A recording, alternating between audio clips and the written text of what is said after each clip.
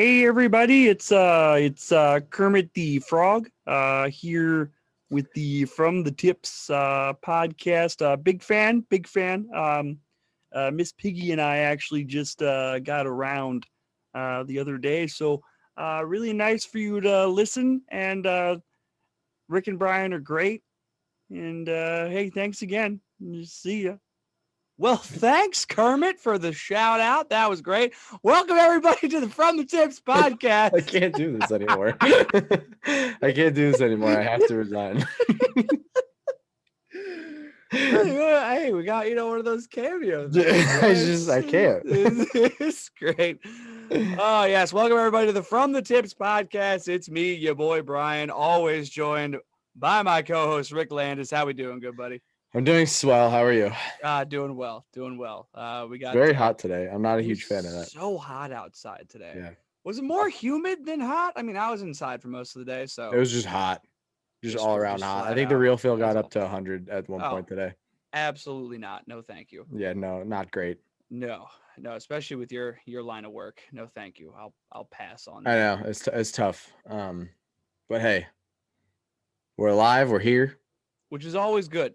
It's a good place to be. Waking up in the morning is always a step in the right direction, I think. And that's what I did this morning. So I'm proud of you for that. I am. It took me a while to actually physically get up, but I did get up. So yeah, that does. And it's also a Monday, so you get it. Mondays are tough, especially after a long weekend. Mondays are tough.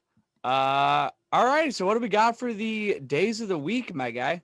We have, well, today's Tuesday, so that's a day. This would be the 29th, I believe, that everyone will be listening to this. Yes, the 29th. So today, June 29th, we have National Camera Day. So go outside, take some pictures on your phone. All right. Maybe of you golfing at us on the Instagram. Little at From the Tips pod there. Show us what you're doing. Let us critique your swing. Show us how you be golfing. Yeah, we should be critiquing. We definitely should be doing that. Yeah, no, I have a really good swing that people should definitely listen to me. Another day that you can probably tag us in if you would like to, National OOTD Day, which I haven't heard since like middle school. If you'd like to post a picture of your outfit on the Instagram and tag us, once again, we will not complain about seeing what your golf outfits look like. Are you a crazy dresser? Are you a normal dresser? I personally like to do a little bit of both, depending on how I'm feeling that day. If it's like more of a serious match, I will probably dress in more plain colors. And then if I'm just going out to have a good time, I will probably dress in like orange and purple or something, just throw people off a little bit. Oh yeah. So that's just me. I don't know how you roll. Well, you also got those crazy shorts of yours. The ones that look like a picnic tablecloth? Yes, those ones. That's what I was referring to. Those are great. Those are great. Polo, yeah. That's a good stuff. July 1st is very close, unfortunately. That snuck up on me. Yeah, we're already in July. July 1st, which I believe would be Thursday then, maybe. I don't know. Maybe it is a Thursday. It is a Thursday. National Creative Ice Cream Flavors Day. I don't really know what constitutes a creative ice cream flavor. Is that like blueberry cheesecake? Does that constitute as a creative flavor? Because it sounds creative to me. That's delicious. I don't know if it's like you have to make your own or what. Make your own ice cream flavor. That'd be something. That's what I'm saying. I'm down with that. July 2nd, nothing really going on. July 3rd, we have National. Sorry, I look at these like as we're going through them. So like you're getting what I'm going through. We have National Compliment Your Mirror Day. So I guess that's more of like a compliment yourself day. Hold on, because you don't always have to be looking into the mirror. For example, I have a mirror over here to my right, and I can't see myself in it, but I can see that's a mirror. So I don't have to like compliment myself. I can be like, yo, mirror, thanks for doing your thing, I guess. I don't know. But like, you don't have to be looking at yourself to. Do you ever think about the fact that you never will actually see what your face looks like? I have thought about that. Like you see it in pictures and stuff like that, but you will never physically, hopefully, never physically see. We hope what your face looks like. Yeah, because even in a reflection, that's reversed. That's not actually what you would like when people are viewing you. That's not. Yeah, and don't they say that like you see yourself as like more attractive than you actually are? Yeah, which sucks. Yeah, I apologize to everybody. Having that, like knowing that is awful. Yeah. It's like, okay, so I'm supposed to view this as better than I'm viewing it because this is not good. People must just. I'm surprised they don't run in terror when they walk past me on the street. Oh well, Like in Step Brothers when he puts the makeup on him. Or like in SpongeBob when they eat the thing with the onions. Yeah. I'm sorry if my ugliness is bothering you, sir. Not at all, boy. Speaking of like things that you think about and will blow your mind, there's this thing I recently came across called the strawberry theory. Bear with me here. Intrigued. So you know how we all urinating. So you know how we all like perceive colors as they've been told to us, like when we were growing up. It's like, this is orange, this is blue, this is green, this is red, so on and so forth. Are you gonna tell me a strawberry is actually purple? No, what I'm saying is, it's small, but there's a chance, in theory, that your red and my blue are actually viewed as the same color, but because of what we've been told is the name attached to that color, they're both green. So like I might see it as red, you might see it as blue, but we both call it like purple because that's what it's been titled for our entire lives. We could all have a completely different view on what the world looks like. Drugs. You hear that theory that drugs actually show you what the world looks like, and that's why they're illegal? I have heard that theory. That one's interesting, especially that theory's a bit weird because it's like, I what like drugs? It because of hearing what people go through when they go on like shrooms and acid and stuff. Like, I assume it's like a mixture of like Adventure Time and like just like Adventure Time and like Mario Party or something like that. Yeah, like something crazy like that. And I like the idea that that's what the world is actually like, and this is just a random image that we get. So for those of you who are wondering, the world is actually acid, Adventure Time, and Mario Party. You're welcome. We will not be testing this theory personally. No, absolutely Mostly not. because we don't want to do that. No. Partially just because I like the allure of not knowing. Sometimes not knowing is better than knowing. Revert to our space ocean argument from 2 weeks ago if you would like to exactly. elaborate a little bit more on not knowing what is at the bottom of the ocean is a lot better than knowing, and I will stand on that hill. Okay. No, thank you. Do we have any other days there, buddy? That would take us into the 4th of July, Independence Day. So everyone enjoy your holiday weekend.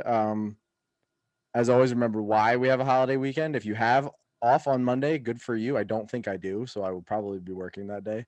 But we don't know yet. I haven't talked to my boss. I have a meeting on Friday, so I'm hoping he's like, hey, no work on Monday. That would be then nice. I can just like celebrate. Because I think Gina said her family's going to Knoebels, which would be God, I love Knoebels. Yeah. So hopefully that happens. But Independence Day is this weekend. 4th of July it's more well known. Right on. So enjoy, be safe. Don't pull a Jason Pierre-Paul and blow your finger off if you're going to do fireworks. Don't go doing that. If you are going to do fireworks, also keep in mind that there are a lot of small animals and children who do not like fireworks. So maybe take that into consideration before setting off millions of fireworks on the 4th of July.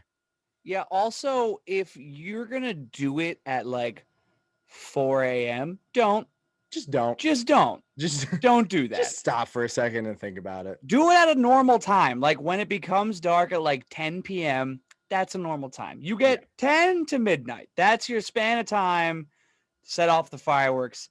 Anytime past midnight, why? Why are we doing this? My favorite things are those little poppers that you throw and they just like explode. Those are so fun. I love those things. You ever seen the prank where you like tape those to the bottom of the toilet seat?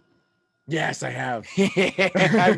I've never done it, but I feel like it would be fun. I feel like it would be really fun. I'd be afraid though, like if the person was like, basically like a brown snake was playing peekaboo with their butt.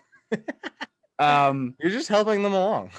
Yeah, but then it's not going to they're going to jump up. It's going to release, not where it's supposed to go. That is out of your control. That's not on you.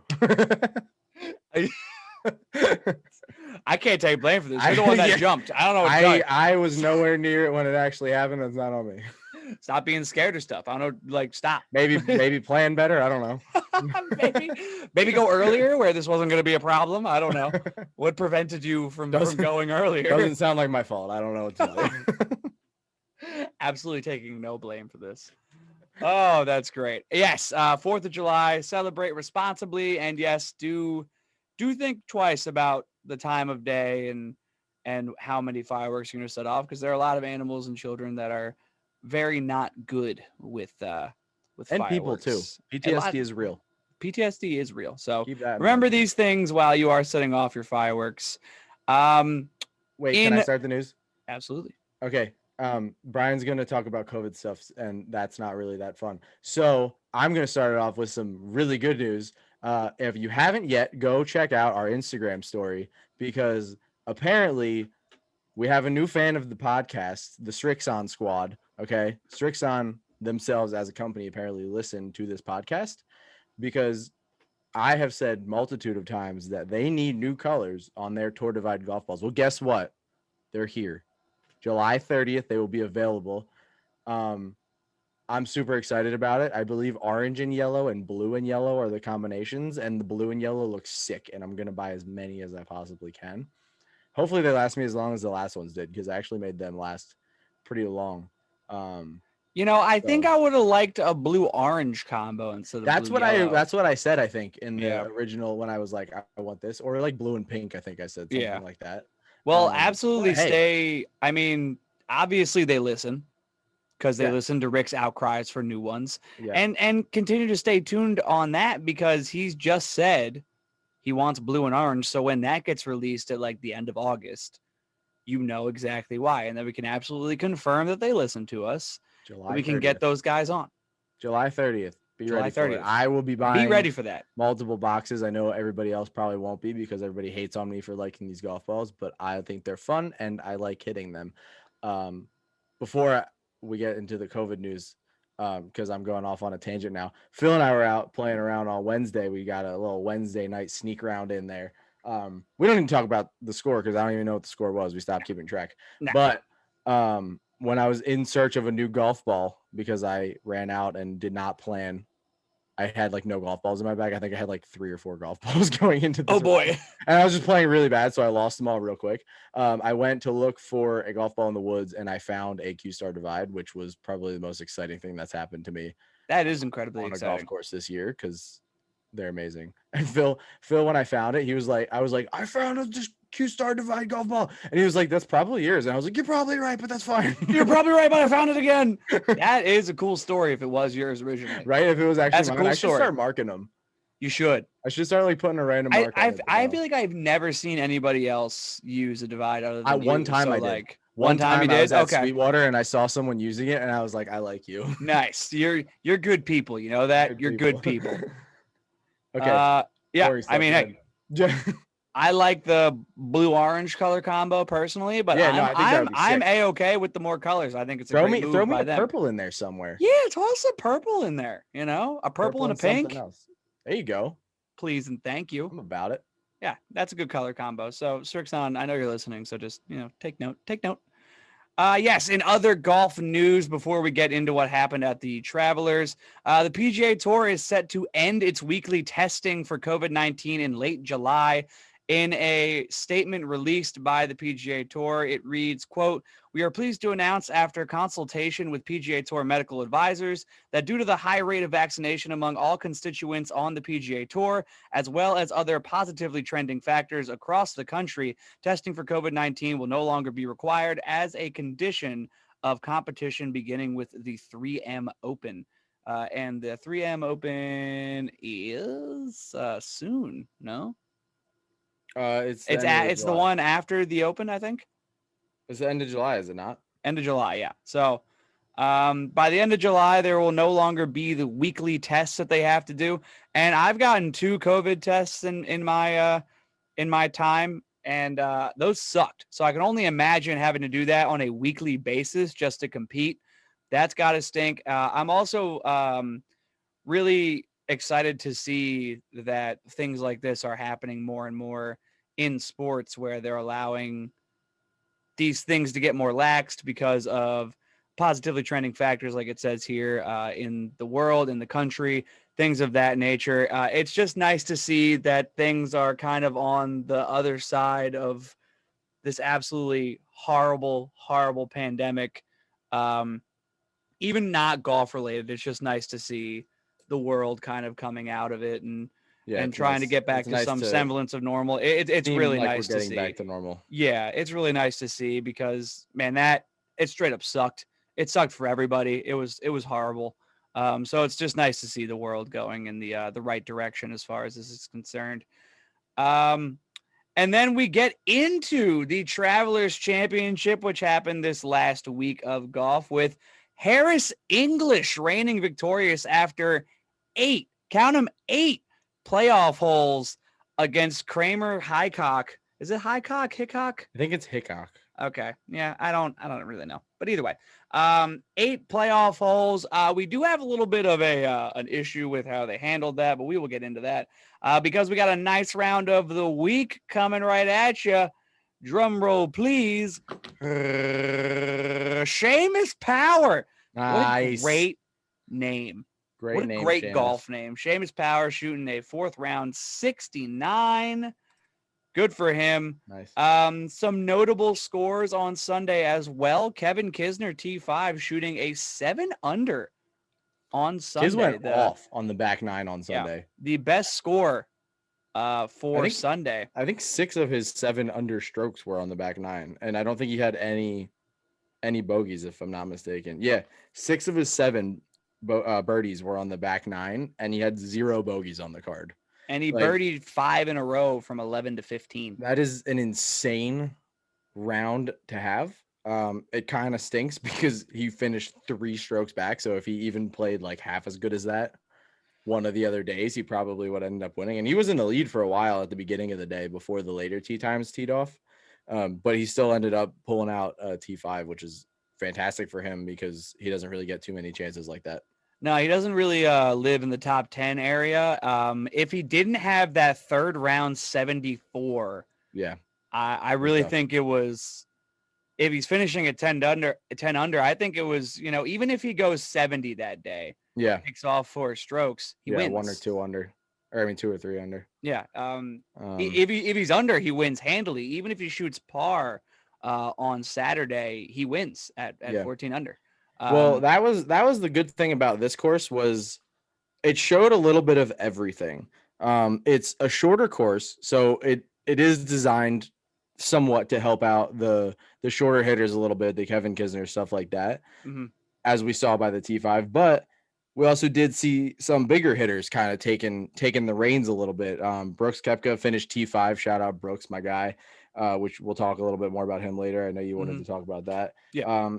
Harris English was hitting it pretty far. I know in the 8-hole playoff that we had, I was watching pretty much the whole thing, and Hickok would have an amazing drive. It would be like 310 yards, and then English would hit his, and it would just go like 20 or 30 yards past it.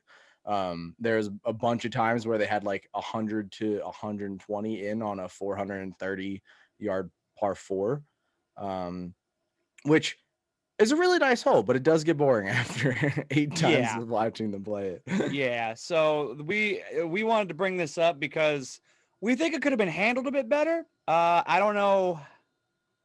We're just going to ramble off some ideas. I don't really know which ones are going to be like actually viable, but it's weird what they did, Yeah.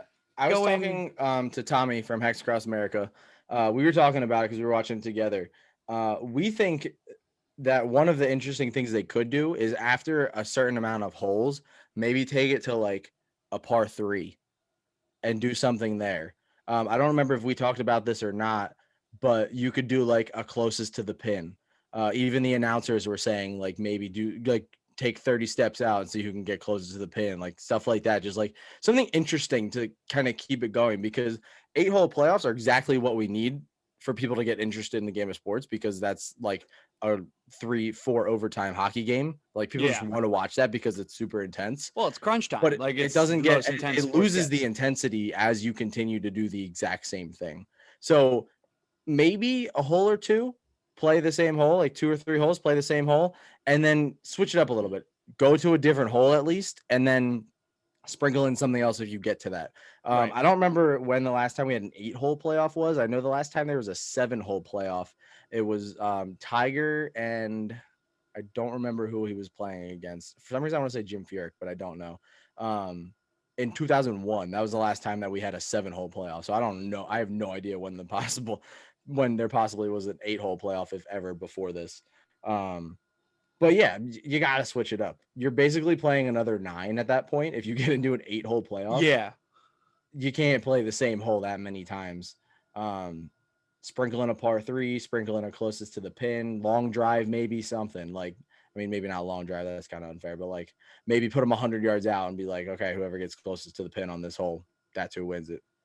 Yeah, Or whoever definitely. gets the lowest score. Like just something interesting. Mm-hmm. It definitely just needs to be like thought about on how to maybe just change it up, because they did play a separate hole twice, but they played 17. So it went played 18, played 18, played 17, played 18, played 17, played 18, played 18, played 18. It's just it feels why Well, I think the main that. issue is I'm gonna give the PGA Tour a little bit of credit here because, like I said, there hasn't been even a 7-hole playoff since 2001. This isn't something that happens all the time, so you're not gonna implement protocol for when there's an 8-hole playoff and how it's handled. You're not gonna be like you're not gonna have like specific protocol for how to handle that.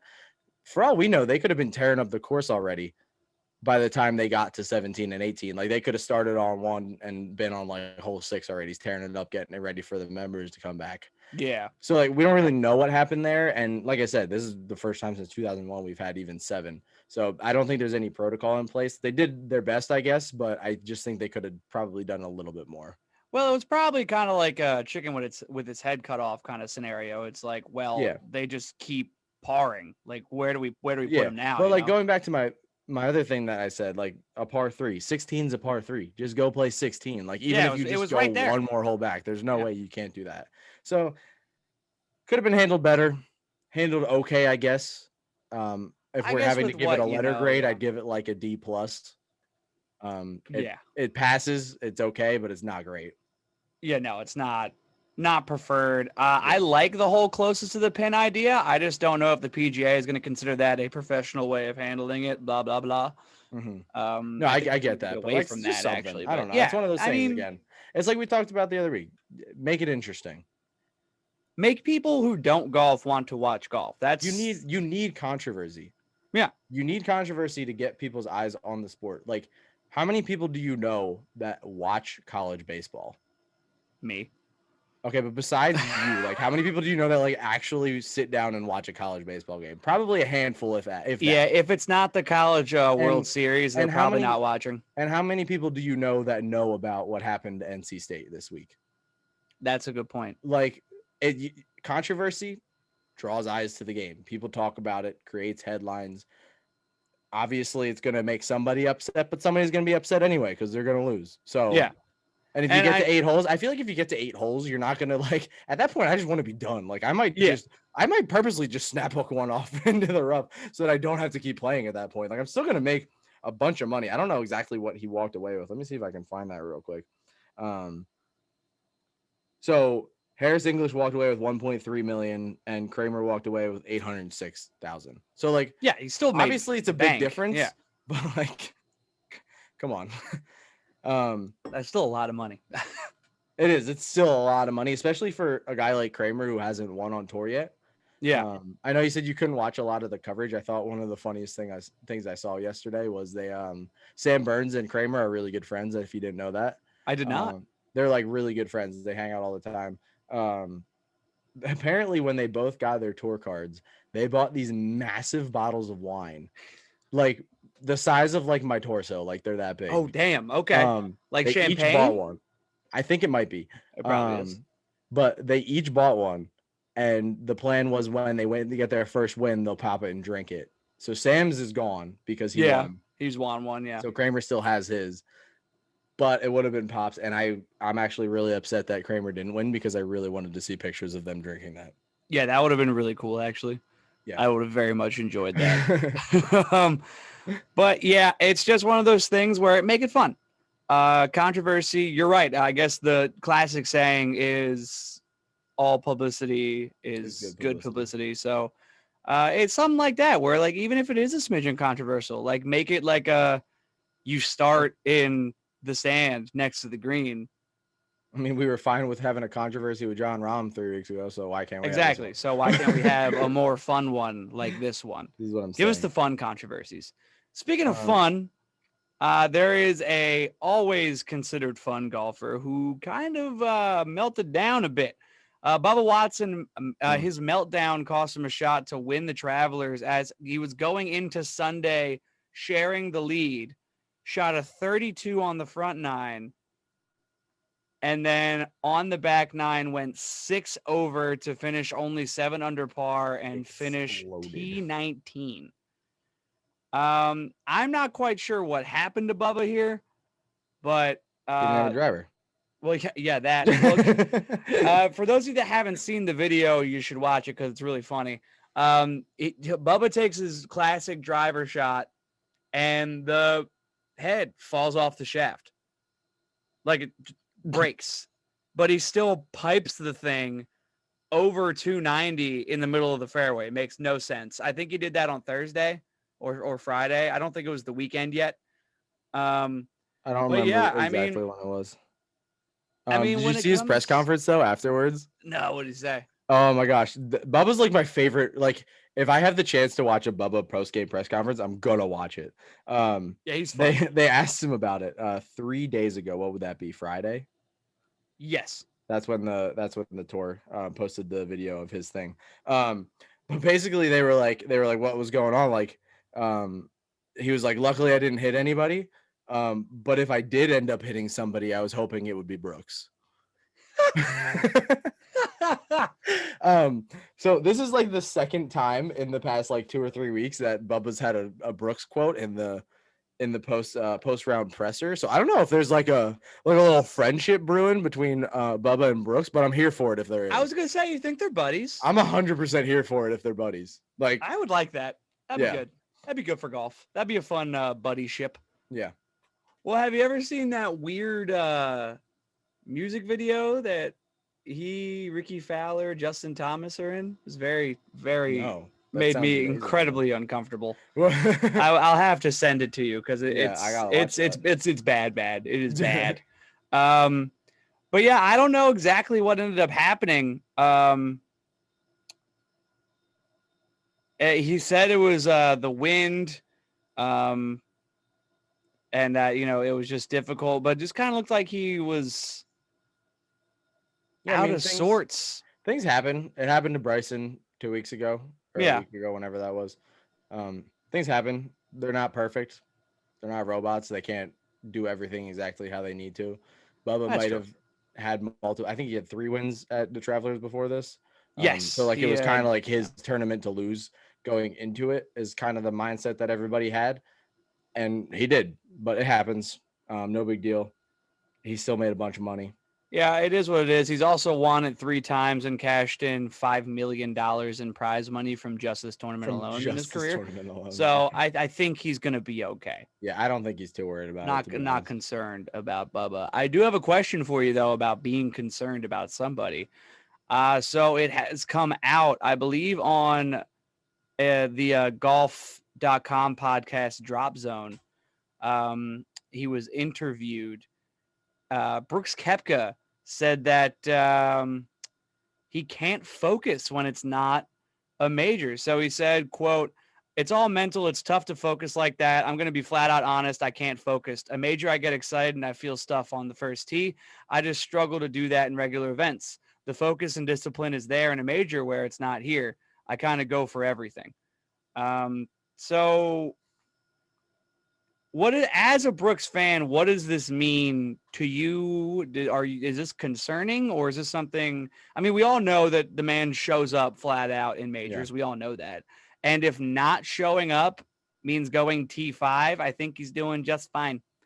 But a direct Brooks fan yourself, is this shed any negative light on what he does, or is this concerning at all for you? To me, it means absolutely nothing.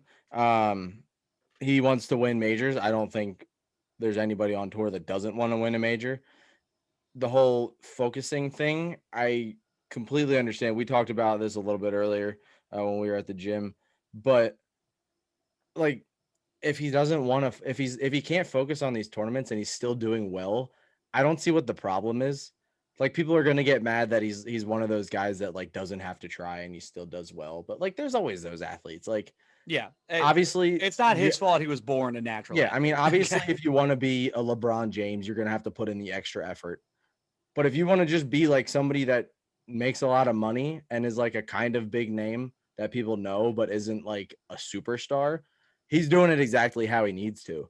If he were to be able to focus as much as he could and play how we know he can every week, he would be in the Dustin Johnson, Justin Thomas conversation where he's number one in the world and at least hovering around there for most of the year, which I don't know why DJ is still number one, but whatever.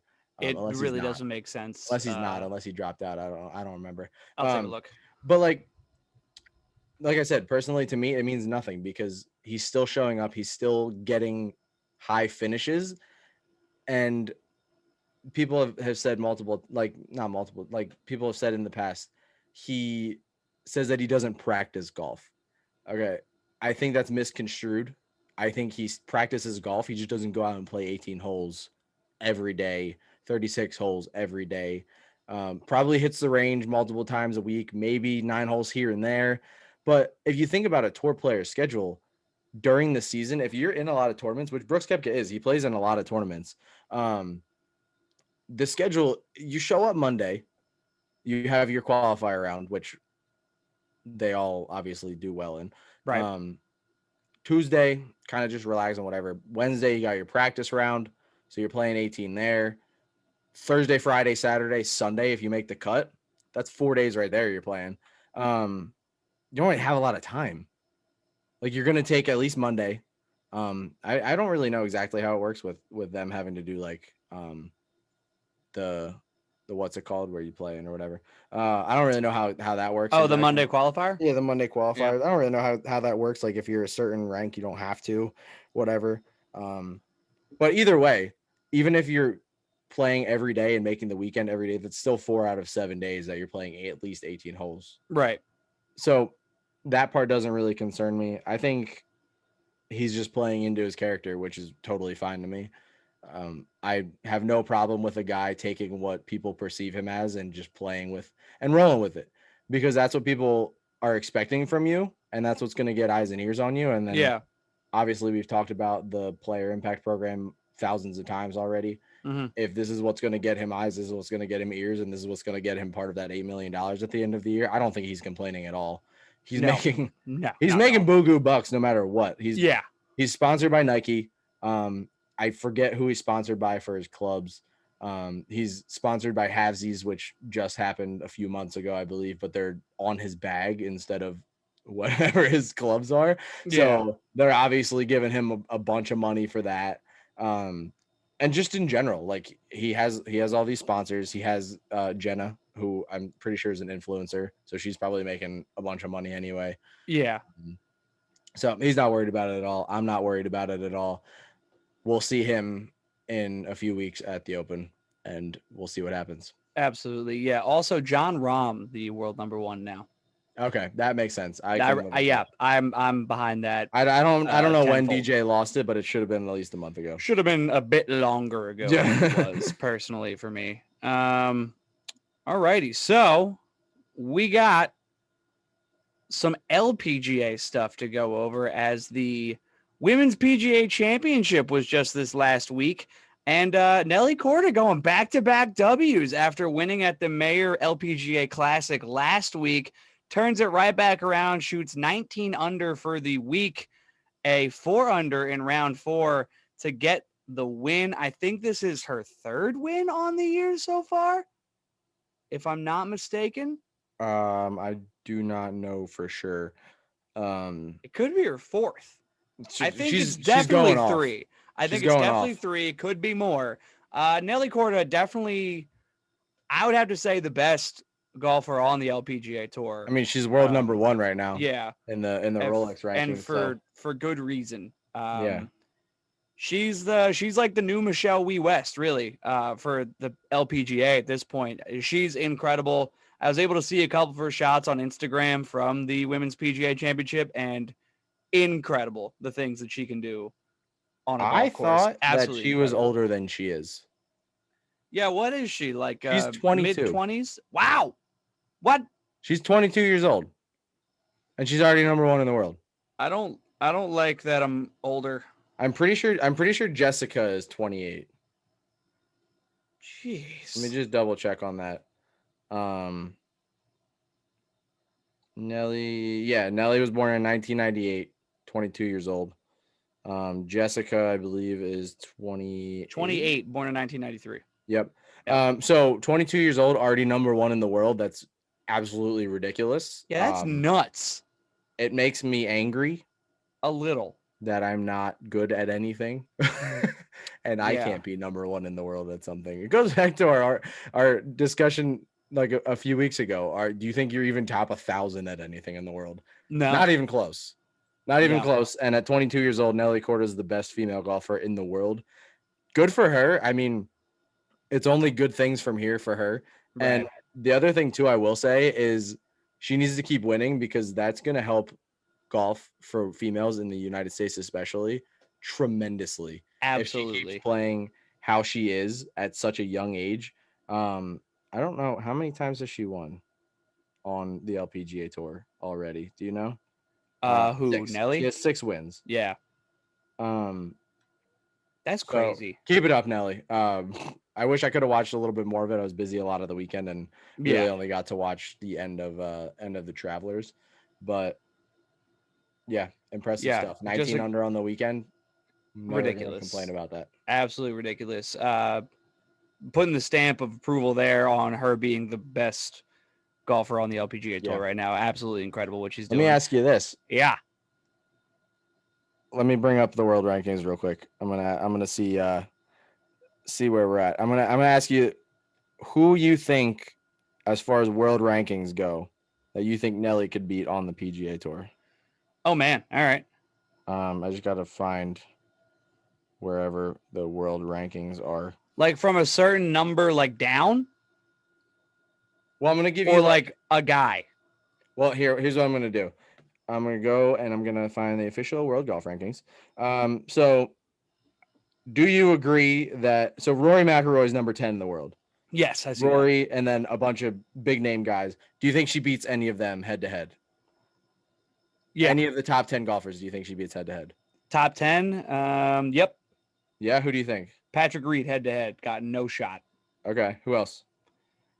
You know, with how he's been golfing as of recent, I think Xander probably also takes an L against Nelly Korda. Yeah, he might. Just because of how he's been golfing recently, I could definitely see momentum taking swing everywhere there. All right, and I'm going to read off 11 to 20 for you. I got Tyrrell Hatton, Louis Oosthuizen, Webb Simpson, Victor Hovland, Tony Finau, Hideki Matsuyama, Daniel Berger, Scotty Scheffler, Harris English, and Paul Casey. I'm going to ask you this. How many of those guys do you think beat her? Because I don't think it's more than 3. I think it's 3 or 4. That's about it. That's all I'm giving them, 3 or 4. And honestly, probably less than 3 if I had to I might really do some thought there. I might go 2 or 3.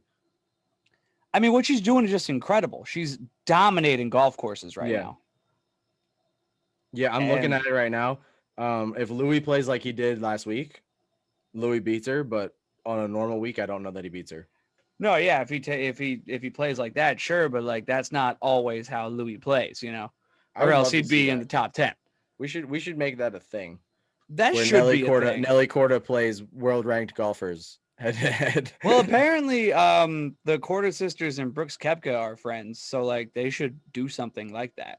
I mean, Brooks is 8, so that'd be exactly. Cool. That's what I'm saying. I would love to see that showdown. The number 1 female golfer in the world versus the number 8 male golfer in the world. Exactly. Yeah. I am all there for that. I would love that. That would be a good event. Like how they keep doing these matches and stuff. That'd be a good event. I would absolutely watch that.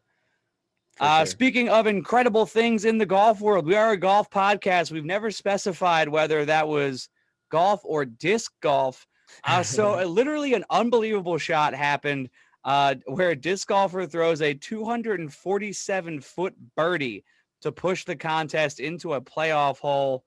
Not 8 playoff holes. From the Disc Golf Pro Tour, it was James Conrad who shot the 247-foot birdie throw to push the championship into a playoff. Conrad arrived at the final hole needing a birdie to force the game to a playoff.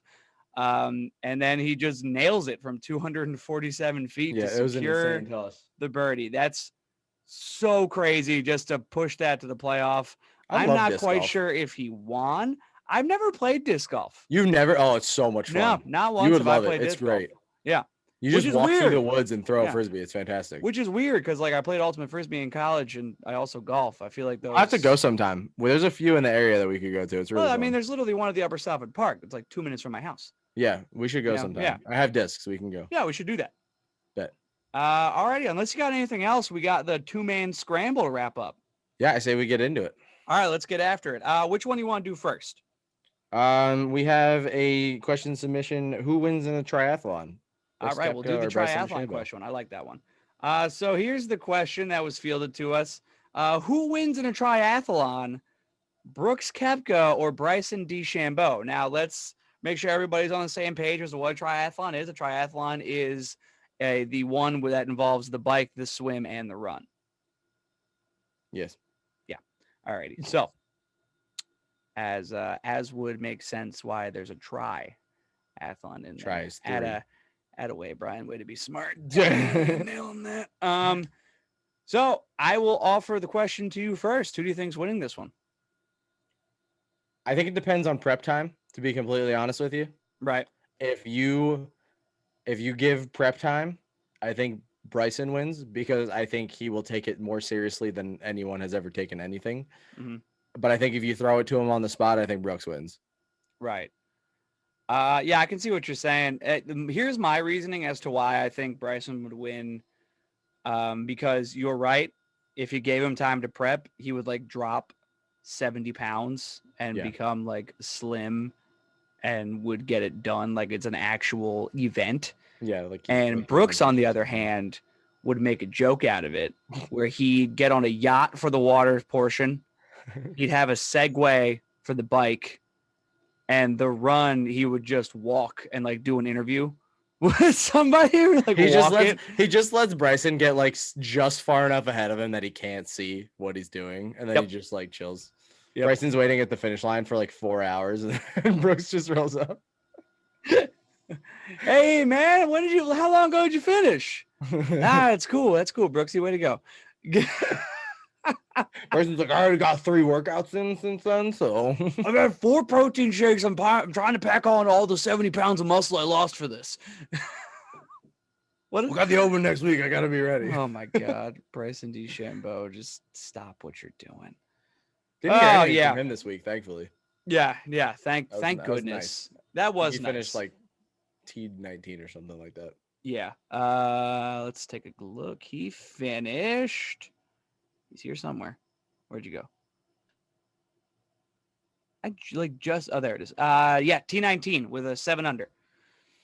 So he's pretty much a non-factor. Yeah. All right, moving into question number 2. This one is I gotta read the actual thing here. Dun, dun. Way to be prepared, Brian. Good for you. Yeah, you're killing it. I'm really killing it, aren't I?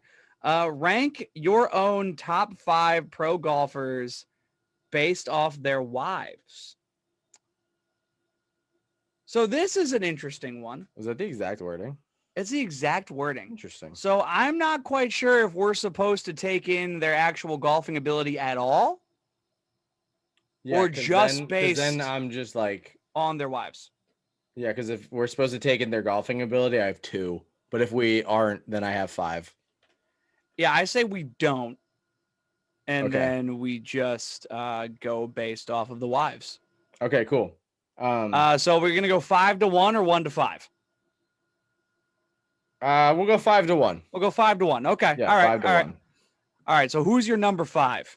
My number 5 is Max Homa. Max Homa, huh? Okay. Yeah. Okay. What about you? I got Allison Stock and Ricky Fowler. She looks Top like five, just okay. a pure athlete. Okay. I think she plays professional soccer, if I'm not I mistaken. don't know. She does look like an athlete, though. Just, like, she could beat me up. Oh, for sure. Full Ronda Rousey style. I wouldn't have a nose anymore. That thing would be gone. All right, moving into number 4. What do you got? I have, her name is Beth. She's actually the girlfriend, or not girlfriend, wife, and baby mama of HV3. Hey, HV3. Mhm. All right. I like that. Yep. I like that pick. I got Justin Thomas and Jillian Wisniewski. Okay. They've been together for like a really long time, and I'm like, that's nice. That's nice. The support that We're taking that Justin into account. gets. We're taking that into account. Absolutely. Differing lists.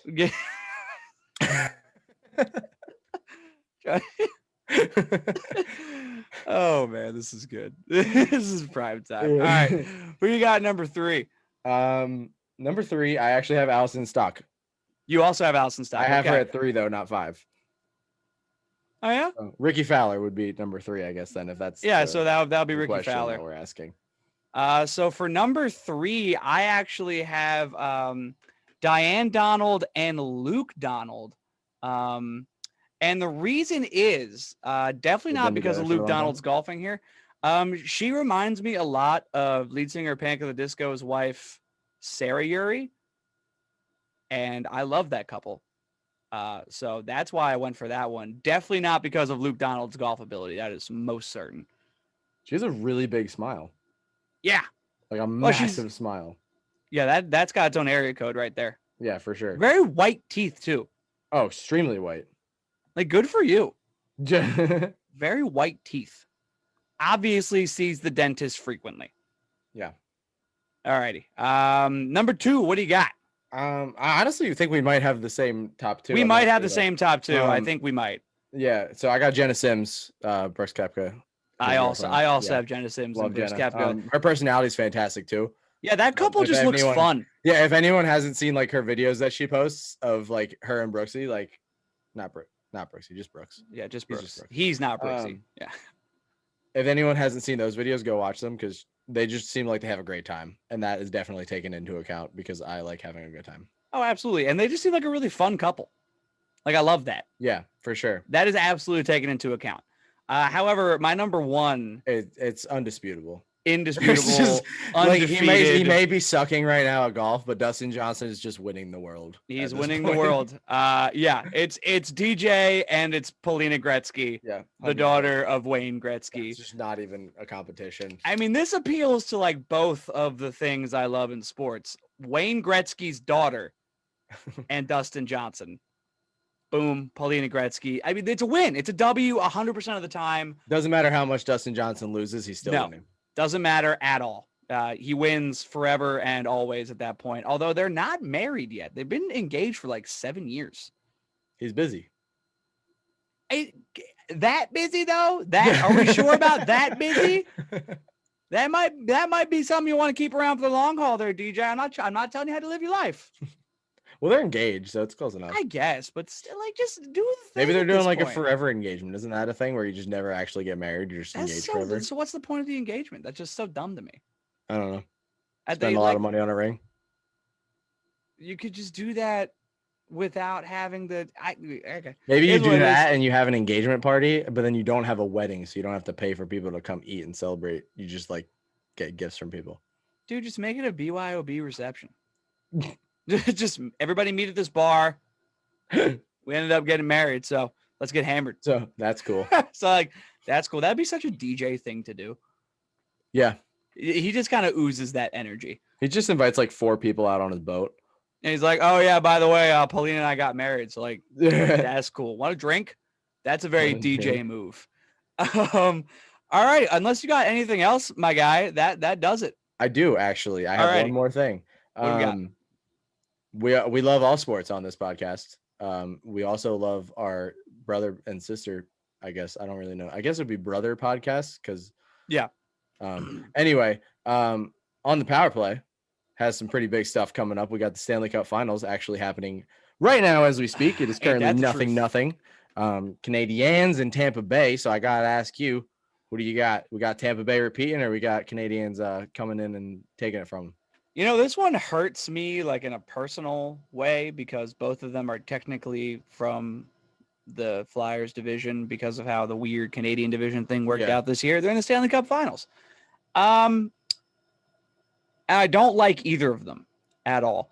So I'm trying to like find a player that I really like and being like, okay, I'll go for you guys. And it's got to be Carey Price of the Montreal Canadiens. If there is a man that deserves a ring, great goalie, it's Carey Price. He's in the twilight of his career, but is not playing like it by any means. So I'm going Canadiens, but it goes to 7. It without a doubt goes to 7. I'm like just solely based on records though, like it makes no sense. 36 wins for Tampa Bay and only 24 for the Canadians. Like they barely made it over 500 and they're in the Stanley Cup Finals. They barely made it in the playoffs. The only reason they did is because of how the North Division was set up. Yeah. That's the only reason they made the playoffs. And they were like, oh, okay. So I guess, well, we made it. So we might as well, not waste our time and let's go all the way. I mean, I don't know. I'm having a hard time seeing Tampa Bay lose this series. And the Canadians have been playing. They've been playing really well, but Tampa Bay is just Tampa Bay. Yeah, they can literally play. They're the lightning. They're lightning quick on the ice. Like it just it goes with their name. But as far as the Canadiens are concerned, they're also very fast up and down the ice defensively and offensively. So expect a lot of speed and probably a lot of goal scoring in this one, unless Andre Vasilevsky and Carey Price play absolutely out of their minds. These two teams take shots, scored. Man. Well, Tampa Bay scored 1-0. Yeah, that was bound to happen. Yeah, no. Do I think Tampa Bay is going to win the series? Probably. Do I want them to? No, because I want Carey Price to walk into the sunlight. That's fair. Do you think he retires after this season? I would if I was him. I'd be like, this is it. I mean, he's bound to retire in the next 3 years anyways. Yeah. Why not go out on a ring? Fair. Unless the team is like, hey, we got nothing behind you. Can you just like play one more year until we get that figured out? Because he spent his entire career there, so he'd probably do that for the franchise. Yeah. But yeah, I mean, it's such a cool story with Carey Price because a couple years ago he lost his starting job, was the backup for a couple of years, and then came back with this career resurgence where he's playing like he's in his early 20s again. It's a great story. I like Carey Price, so I'm going to go with the Canadiens here personally. Do I think they're going to win? Like logically, probably not. But, I'm going to let the heart lead the head on this one. The heart lead the head. I've never heard that before. Yeah. I'm going to go heart first on this one. I just want to Carey Price ring. All righty. Well, that ought to do it for this episode of From the Tips. Again, guys, thank you so much for listening. And we will catch you guys next week. See you guys later.